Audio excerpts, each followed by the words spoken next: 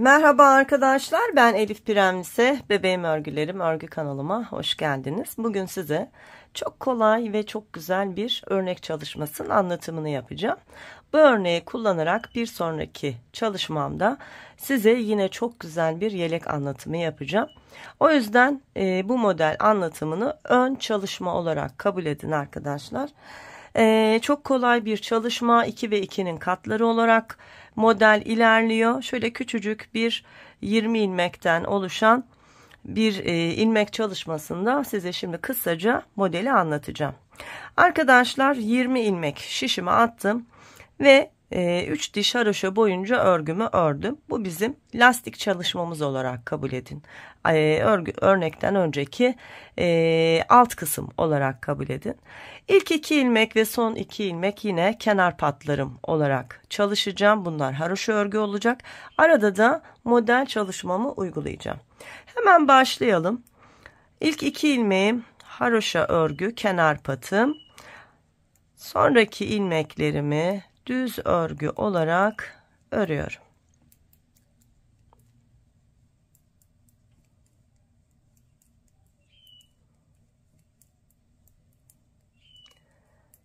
Sıra sonuna geldim. Sıra sonunda 2 ilmeğim kaldı. Yine bu 2 ilmek haroşa örgü. Eğer haroşayı düzden örüyorsanız bu sırayı komple düz olarak örebilirsiniz. Şimdi örgümüzün arka tarafındayız. Yine ilk 2 ve son 2 ilmeğimiz kenar patımız olacak ve haroşa örgü. 2 ilmeği haroşa ördükten sonra ipi kendime alıyorum ve son 2 ilmek kalana kadar aradaki ilmekleri ters örgü olarak örüyorum.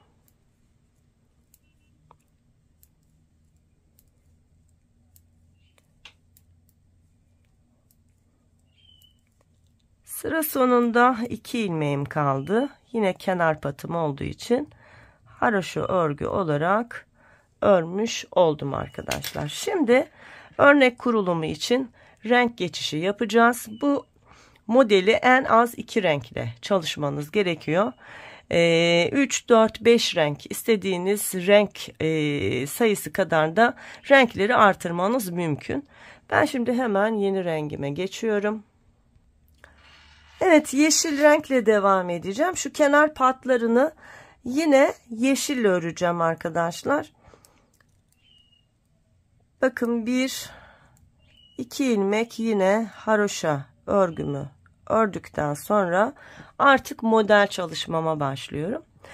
Şimdi sıradaki örneğe başlıyoruz. Bakın 1 2 ilmeği düz örgü ördükten sonra şu 2 ilmeğin arasında bakın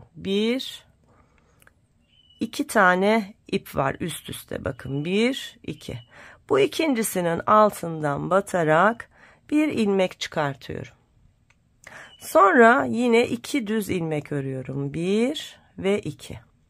Tekrar aynı şeyi yapıyorum. Bakın şurada 2 ilmeğin arasında 2 tane ipim var. Birincisi değil, ikincisinden batarak bir ilmek çıkartıyorum.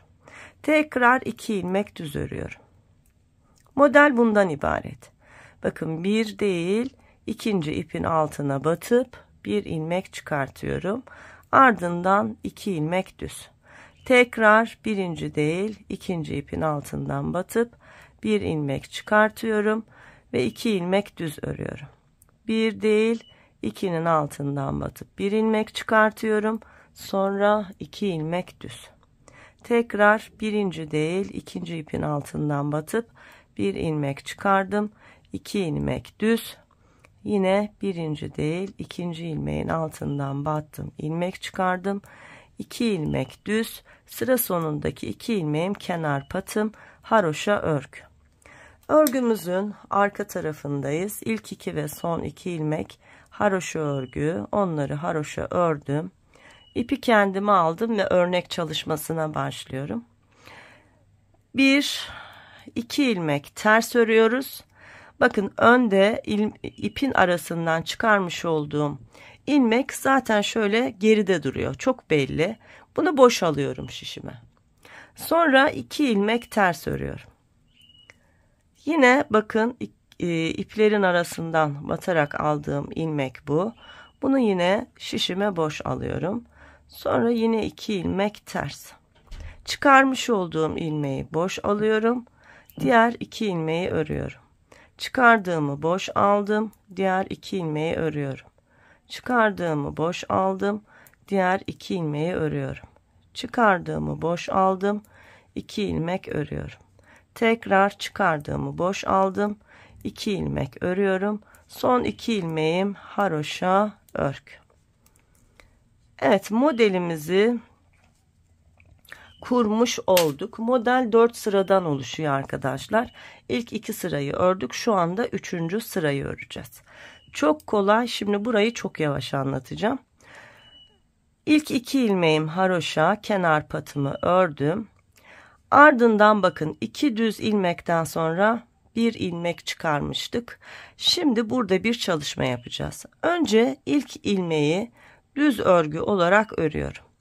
Bakın, çıkarmış olduğum ilmek, hemen öncesinde ve hemen sonrasında bir ilmek var. Bunların üçünü, şu üçü birlikte çalışacağız. Şöyle yapıyoruz. İlk ilmek ve çıkarmış olduğum ilmeğe şöyle batıyorum. Düz örgü olarak örüyorum. İlk ilmeği şişten çıkartıyorum. Şu çıkarmış olduğum ilmek şişimde kalmaya devam ediyor. Çünkü bunu hemen arkasındaki ilmekle bir kez daha örüyorum. Bakın. Bu kadar kolay. Gördünüz mü? Şimdi bakın, sıradaki 3 ilmek yine çıkarmış olduğum ilmek ortada.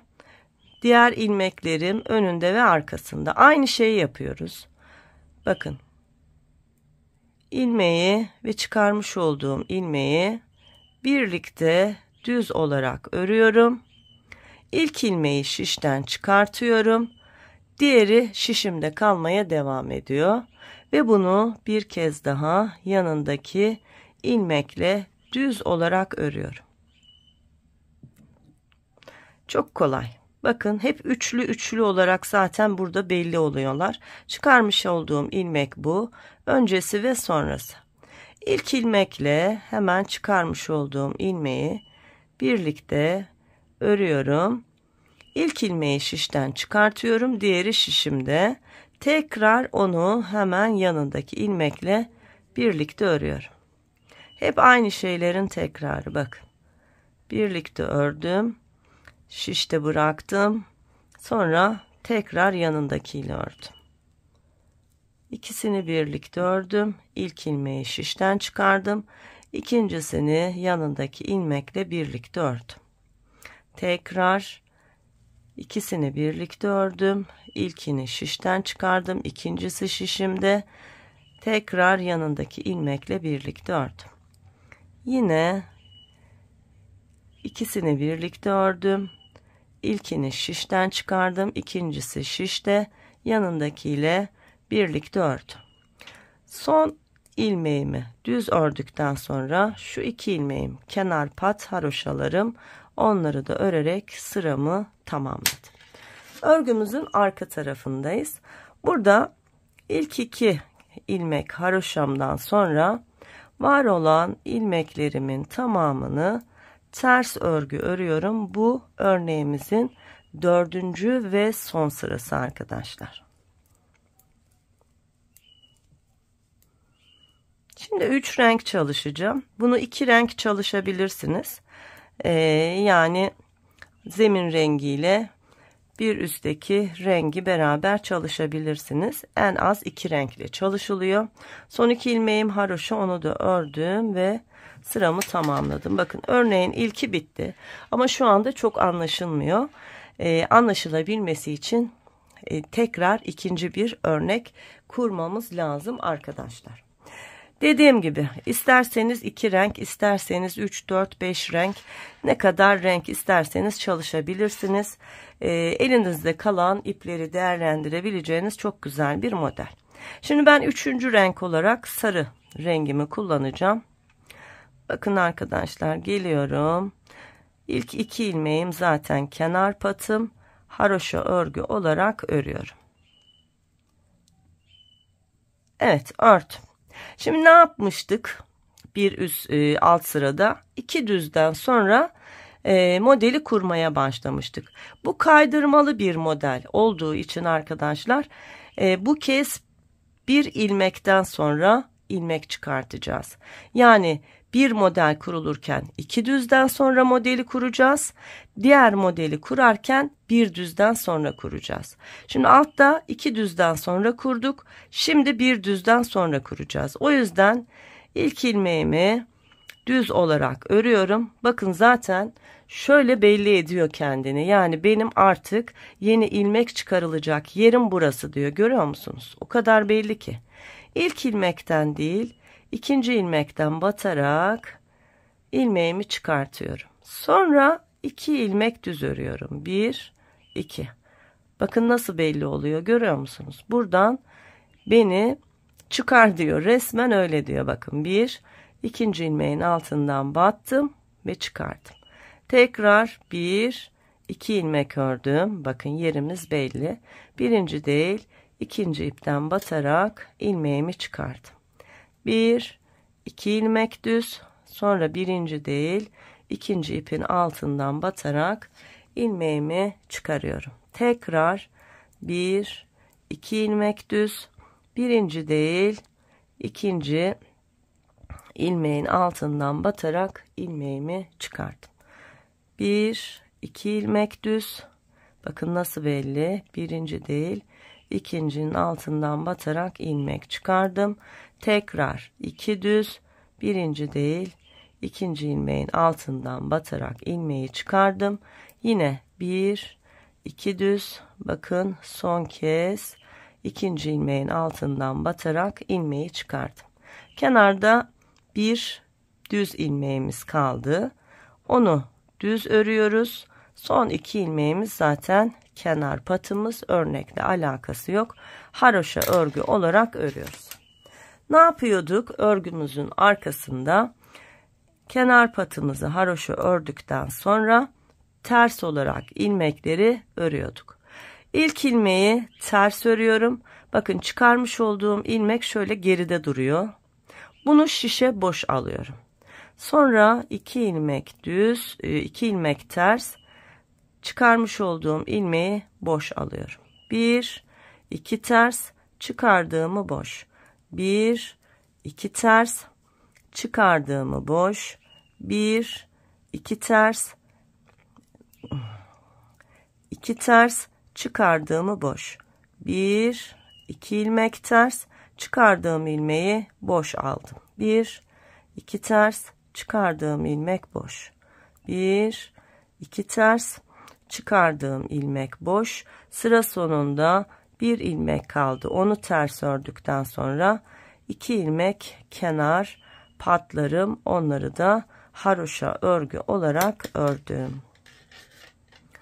Evet, aynı şeylerin tekrarını sadece kaydırarak yapıyoruz. Şimdi 3. sıramızdayız. İlk 2 ilmeğimiz haroşa kenar patımı ördükten sonra bakın hemen 3 ilmek belli oldu. Görüyor musunuz? 1, 2, 3. Ne yapıyorduk? İlk ilmekle çıkarmış olduğum ilmeği birlikte örüyorduk. İlk ilmeği şişten çıkarıp diğer ilmeği şişte bırakıyorduk. Çünkü bunu yanındaki ilmekle tekrar örüyorduk. Aynı şey yine 2 ilmeği birlikte ördüm. İlkini boşa çıkardım. Diğer ikisini birlikte ördüm. Bakın. 2 ilmeği birlikte ördüm. İlkini çıkardım. İkinciyi yanındakiyle birlikte ördüm. Dikkat ettiyseniz bir alt sırada artırma yapıyoruz. Aradan ilmek çıkarırken artırıyoruz. Sonra bu 3. sırada çıkarmış olduğumuz şu ilmeği eksilterek yine sayımızı aynı sayıya indirmiş oluyoruz. Yani arttırdığımız ilmeği aslında bu sırada kesiyoruz. Bakın 2 ilmeği birlikte ördüm. İlkini şişten çıkardım. İkincisini yanındaki ilmekle birlikte ördüm. 3 ilmek 2 ilmeğe düştü yine. Tekrar 2 ilmeği birlikte ördüm. İlkini şişten çıkardım. İkincisini yanındakiyle birlikte ördüm. 2 ilmeği birlikte ördüm. İlkini şişten çıkardım. İkincisini yanındakiyle birlikte ördüm. Evet, ikisini birlikte ördüm. Bakın şöyle kazayla ilmek çıktı mı? Hemen şöyle tekrar şişinize alabilirsiniz. Sonra 2 ilmeği birlikte ördüm. 2 ilmeği birlikte ördüm. Farz edelim ki ikisi de şişten çıktı. Bakın hemen şurada. Şişimizi alıyoruz. Yanındaki ilmekle birlikte örüyoruz. Son 2 ilmeğim zaten kenar pat, haroşa örgü. Örgümün arka tarafında 4. sırada var olan ilmekleri kenar haroşalarımdan sonra ters örgü olarak örüp sıramızı tamamlıyorduk. İkinci örnek çalışmamız da bitmiş oldu arkadaşlar. Eğer yeni bir renk çalışmak istiyorsanız yeni bir renk bağlayabilirsiniz. Yani 4-5 renk çalışmak isteyen arkadaşlar yeni renge geçebilirler. Ben şimdi tekrar krem rengimle beraber öreceğim. Modeli anlatırken, yeleği anlatırken şu ipleri de yürüttüm. Nasıl yürüttüğümü de size göstereceğim. Şimdi örnek çalışması yaparken bunu gösterip aklınızı dağıtmak istemedim arkadaşlar. Normalde şu kenarlardan diğer renkleri örerken örmediğimiz renkleri yürütüyoruz. Bakın şimdi geliyorum. 1 2 ilmek haroşa örüyorum. Artık krem rengimi tekrar örmeye başladım. 2 ilmek haroşadan sonra şimdi yine aynı şeyi yapıyoruz. Başa döndük. Ne yapıyorduk? 2 düz ilmek örüp sonra ilmek çıkarıyorduk. 2 haroşadan sonra 1 2 ilmek düzü ördük. Bakın zaten yerler çok belli oluyor. Görüyor musunuz? Birinci değil, ikinci ipin altından batıp bir ilmek çıkartıyoruz. Sonra 1 2 ilmek düz örüyoruz. Bakın yine birinci değil, ikinci ilmeğin altından batıyoruz. Sonra 2 düz. Biraz hızlanalım. Çok kolay bir örnek. Anlayabilmeniz için çok yavaş anlatmaya çalıştım arkadaşlar. Hiç örgü bilmeyen arkadaşlarım da çok rahatça örebilirler. Hem çok kolay hem de çok güzel ve artan iplerinizi değerlendirebileceğiniz güzel bir örnek çalışması. Evet, son 2 ilmeğim haroşa örgü.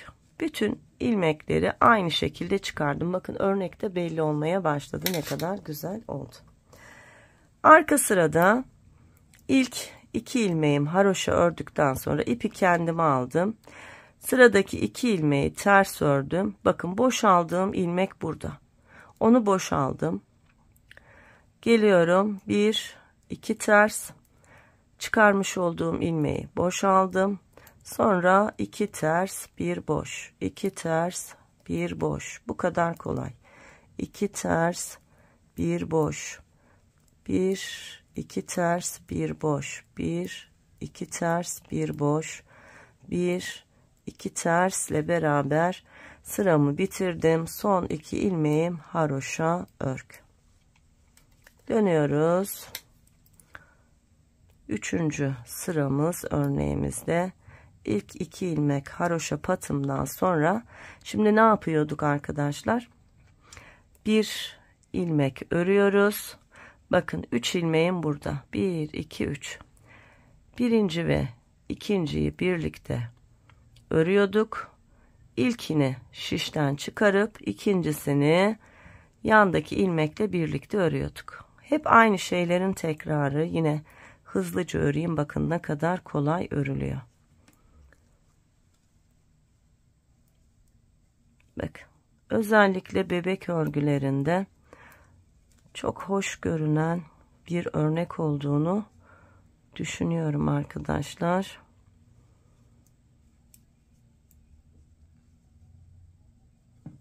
Bakın. Bu kadar kolay. İlk 2 ilmeği ördüm. Birinci ilmeği bıraktım. İkinci ilmeği yanındaki ilmekle tekrar ördüm. 2 ilmeği birlikte ördüm. İlkini bıraktım. İkinciyi yandaki ilmekle tekrar ördüm. Son bir ilmeğim düz kaldı. Sonra 2 ilmek kenar patımla beraber sıramı tamamladım. Şimdi son sıramız, örgümüzün arka tarafında kenar patlar haroşa olduktan sonra aradaki ilmekleri ters örgü olarak örüyoruz ve sıramızı tamamlıyoruz. Üçüncü örnek çalışmamız da bitti. Hep aynı şeylerin tekrarını yaparak arkadaşlar örgümüzü örmeye devam edeceğiz. Bu şekilde ilerleyecek. Bakın ne kadar güzel. Görüyor musunuz? Evet, size anlatacak olduğum yelek de bu arkadaşlar. Şöyle erkek renkleri kullanarak ve küçük adam yeleği anlattım. Çok güzel. Umarım severek örersiniz. Bunun ön çalışması olarak da bu örnek çalışmasını sizlere anlatmış oldum arkadaşlar. Yelek çalışmamda görüşebilmek dileğiyle sağlık, saat, esenlikler diliyorum. Hoşça kalın.